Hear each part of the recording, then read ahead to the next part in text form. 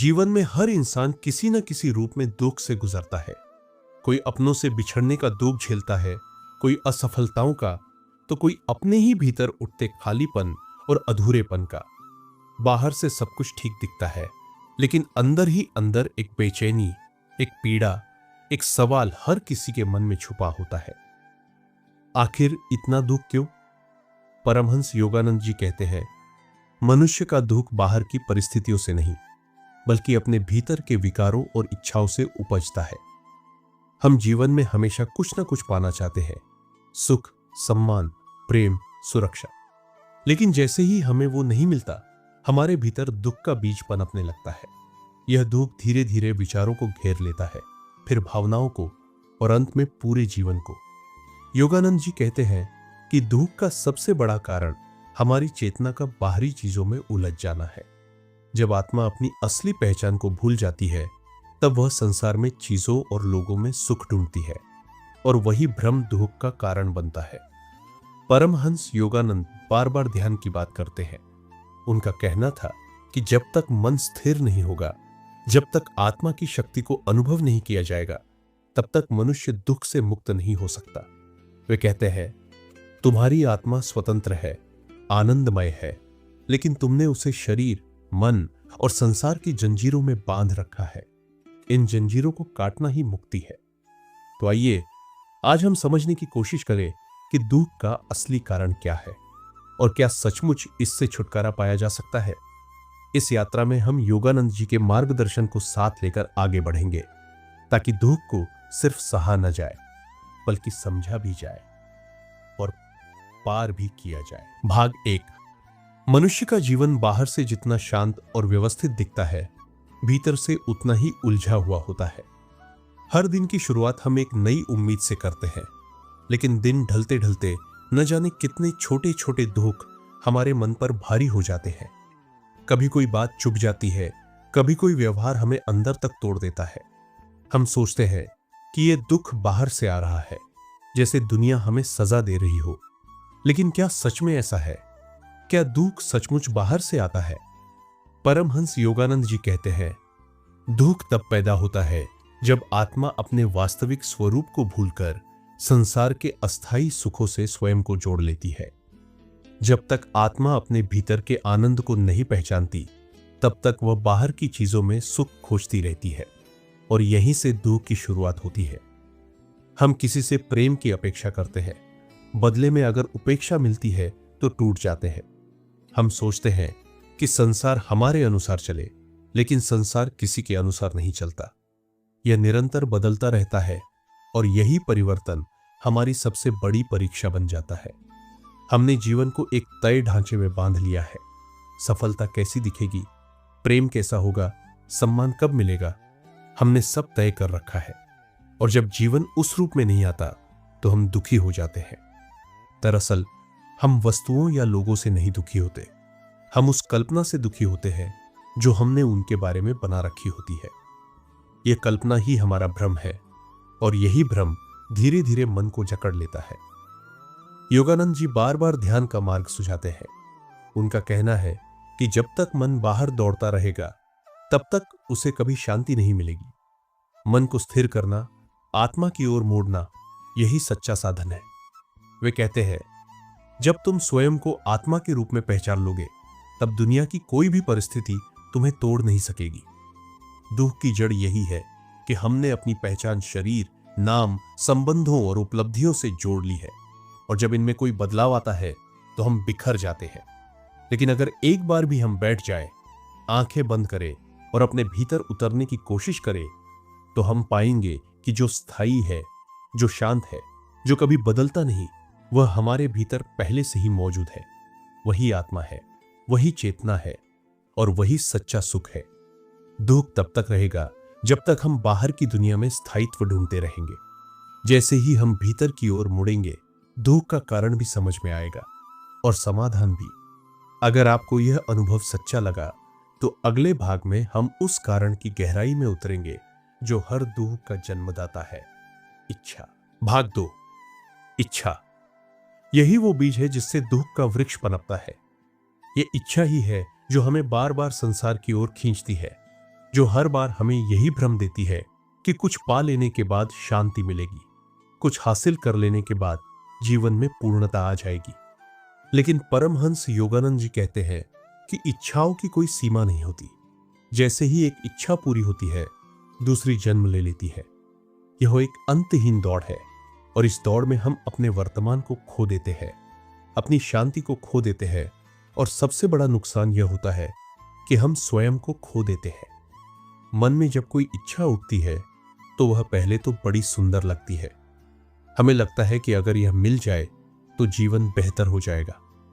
हम उस एक लक्ष्य के पीछे दौड़ते हैं, अपने सारे प्रयास उसमें लगा देते हैं। लेकिन जैसे ही वह इच्छा पूरी नहीं होती, हम निराश हो जाते हैं।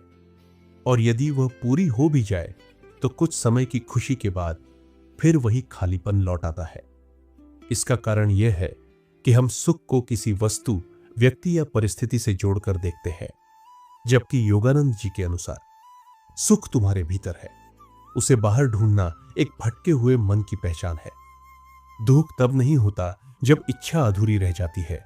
दुख तब होता है जब हम उस इच्छा से स्वयं को बांध लेते हैं, जब हम मान लेते हैं कि मेरी खुशी उसी के साथ जुड़ी है। यह बांधना ही दुख की जड़ है।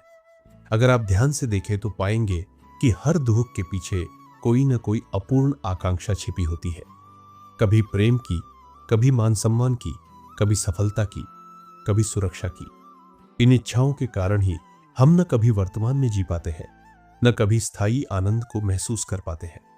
परमहंस योगानंद हमें केवल इच्छाओं को दबाने की बात नहीं करते। वे यह भी नहीं कहते कि संसार छोड़ दो। वे कहते हैं, इच्छा को जागरूकता में बदलो। जब इच्छा उठे तो उसे देखो, उसे समझो। यह जानो कि वह कहां से आ रही है और किस दिशा में ले जा रही है। जैसे ही हम किसी इच्छा को जागरूक होकर देखते हैं, वह हमारे ऊपर से अपना प्रभाव खो देती है। वह अब हमें नहीं चलाती, बल्कि हम उसे समझने लगते हैं। यही समझ धीरे धीरे आत्मबोध में बदलती है और यही आत्मबोध है जो अंततः दुख को जड़ से समाप्त कर देता है। दुनिया में रहते हुए बिना इच्छाओं के जीना कठिन है, लेकिन यदि हम हर इच्छा के पीछे छिपी हुई असल जरूरत को जान लें तो हम उन्हें पकड़े बिना भी जी सकते हैं। और जब हम किसी चीज को पकड़े बिना जीना सीख जाते हैं, तब हम वास्तव में स्वतंत्र हो जाते हैं। वहीं से सच्ची शांति की शुरुआत होती है। आगे हम उस गहरे कारण को समझेंगे जो इच्छा के साथ मिलकर दुख को और गहरा कर देता है। अहंकार। भाग 3। अहंकार। यह शब्द सुनते ही अक्सर लोगों को लगता है कि यह केवल घमंड या दिखावे से जुड़ा है, लेकिन वास्तविकता यह है कि अहंकार बहुत सूक्ष्म होता है। यह चुपचाप हमारे भीतर बैठा होता है, हमारे विचारों में, हमारी भावनाओं में, हमारे फैसलों में। और जब तक हम इसे पहचान नहीं लेते, तब तक यह हमें धीरे धीरे दुख की ओर खींचता रहता है। परमहंस योगानंद जी कहते हैं कि अहंकार वह पर्दा है जो आत्मा और परमात्मा के बीच खड़ा होता है। यह पर्दा ही हमें अपनी वास्तविक प्रकृति से अलग कर देता है। हम सोचते हैं कि हम जो है वह हमारा शरीर है, हमारी पहचान है, हमारे रिश्ते हैं, हमारी उपलब्धियां हैं, लेकिन ये सब केवल बाहरी परतें हैं। जब हम इन्हीं परतों को अपनी असल पहचान मान लेते हैं, तभी अहंकार जन्म लेता है।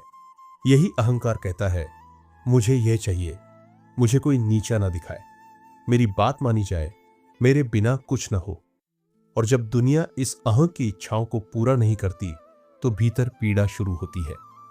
मनुष्य अपने जीवन में सबसे अधिक दुखी तब होता है जब उसका अहंकार आहत होता है, जब कोई उसकी बात नहीं मानता, जब कोई उसकी कद्र नहीं करता, जब कोई उसकी सीमाओं को तोड़ता है। हमें लगता है कि लोग हमें चोट पहुंचा रहे हैं, लेकिन सच्चाई यह है कि वे केवल उस परत को छूते हैं जिसे हमने मैं मान लिया है। वास्तव में अगर वह मैं न हो, वह झूठा अहम, तो चोट भी नहीं लगेगी। योगानंद जी इसे बहुत सुंदर शब्दों में समझाते हैं। वे कहते हैं कि जिस क्षण तुम यह समझ लेते हो कि तुम शरीर या नाम नहीं, बल्कि एक शुद्ध चेतना हो, उसी क्षण अहंकार का प्रभाव कम होने लगता है। यह समझ अचानक नहीं आती, यह एक यात्रा है भीतर जाने की, स्वयं को जानने की और अपने ही बने हुए भ्रमों को तोड़ने की। अहंकार केवल तब तक टिका रहता है जब तक हमारी चेतना बाहर की ओर लगी रहती है। जैसे ही हम ध्यान के माध्यम से भीतर उतरते हैं, हमें अपने अहं की सीमाएं दिखने लगती है। तब हमें समझ में आता है कि हम हर बात को व्यक्तिगत क्यों ले लेते हैं, हर बात से इतने आहत क्यों हो जाते हैं, क्योंकि हम स्वयं को स्थायी रूप से पहचान ही नहीं पा रहे थे। हमने खुद को एक भूमिका समझ लिया था, एक छवि, एक कहानी। और जब कोई उस कहानी पर प्रश्न करता है, हम तिलमिला जाते हैं। परमहंस योगानंद इसीलिए आत्मनिरीक्षण और मौन की साधना पर जोर देते हैं। वे कहते हैं कि जब तक तुम खुद को बाहर की दुनिया में पहचानते रहोगे, तब तक दुख से कभी मुक्त नहीं हो सकोगे। जैसे ही तुम भीतर उतरकर उस आत्मा से जुड़ते हो जो साक्षी है, शांत है, निरपेक्ष है, उसी क्षण अहंकार की दीवारें गिरने लगती है और इन दीवारों के साथ ही गिर जाता है दुख का बोझ भी। जैसे ही अहंकार पीछे हटता है, मन हल्का हो जाता है, रिश्ते सरल हो जाते हैं, जीवन की गति सहज हो जाती है। तब न कोई कुछ छीन सकता है, न कोई कुछ दे सकता है, क्योंकि तब भीतर ही सब कुछ पूर्ण प्रतीत होता है। लेकिन दुहा का यह खेल यही खत्म नहीं होता। एक और ताकत है जो इसे भीतर से लगातार जलाए रखती है, तुलना। आगे हम समझेंगे कि कैसे दूसरों से तुलना करके हम स्वयं को ही दुह की आग में झोंक देते हैं। भाग 4, तुलना। यह वो चुपचाप चलने वाला विचार है जो सबसे ज्यादा जहरीला होता है और अक्सर हमें इसका पता तक नहीं चलता। हम सुबह उठते हैं और अनजाने में ही किसी और की जिंदगी से अपनी जिंदगी का मूल्यांकन करने लगते हैं। उसकी सफलता देखकर अपने को छोटा महसूस करते हैं, उसके रिश्तों को देखकर अपने जीवन की कमी महसूस करते हैं और उसके मुस्कुराते चेहरे को देखकर अपने आंसुओं को छुपा लेते हैं। परमहंस योगानंद जी कहते हैं, दूसरे कौन हैं और क्या कर रहे हैं, यह जानना आत्मा की यात्रा में कोई मायने नहीं रखता। महत्वपूर्ण यह है कि तुम स्वयं कहां हो और कितने सच्चे हो। जब हम तुलना करते हैं तो हम अपने जीवन की मौलिकता को नकारते हैं। हर आत्मा एक अलग राह पर चल रही है, एक अलग पाठ सीख रही है। लेकिन जब हम दूसरों को देखकर अपनी राह पर प्रश्न चिन्ह लगाने लगते हैं, तभी दुख जन्म लेता है। यह तुलना हमें हमेशा अधूरा महसूस कराती है, जैसे हम किसी दौड़ में पीछे रह गए हो। लेकिन यह दौड़ कभी थी ही नहीं, यह केवल हमारे मन का भ्रम है, जो समाज, सोशल मीडिया या बचपन की गहराई में बसे संस्कारों से उपजा है। तुलना केवल चीजों से नहीं होती, यह पहचान से भी होती है। हम सोचते हैं कि उसकी आवाज मुझसे बेहतर है, उसका व्यक्तित्व ज्यादा प्रभावशाली है, उसे लोग ज्यादा पसंद करते हैं, उसकी जिंदगी ज्यादा सुंदर है। लेकिन हम यह भूल जाते हैं कि हर व्यक्ति अपने संघर्षों की कहानी अपने भीतर छुपाए हुए है। जो बाहर दिखता है वह अक्सर अधूरा सच होता है। जब हम पूरे मन से यह समझ जाते हैं कि किसी और की रोशनी हमारे अंधेरे को मिटा नहीं सकती, तभी हम भीतर की ओर देखने लगते हैं। योगानंद जी ध्यान और आत्म स्वीकृति का मार्ग बताते हैं। वे कहते हैं कि तुम जैसे हो उसी रूप में ईश्वर की संतान हो। जब तुम स्वयं को पूरी तरह स्वीकार कर लेते हो, तब तुम्हें किसी से बेहतर होने की जरूरत नहीं रहती। यह स्वीकृति ही वो बीज है जिससे आत्मसम्मान उगता है, और यही आत्मसम्मान हमें तुलना की आग से बाहर निकालता है। तुलना तब रुकती है जब हम ये देख पाते हैं कि जीवन में कोई भी ऊंचा या नीचा नहीं है, सब कुछ अनुभव की यात्रा है। कोई पहले पहुंचा, कोई बाद में, लेकिन मंजिल सबकी एक ही है।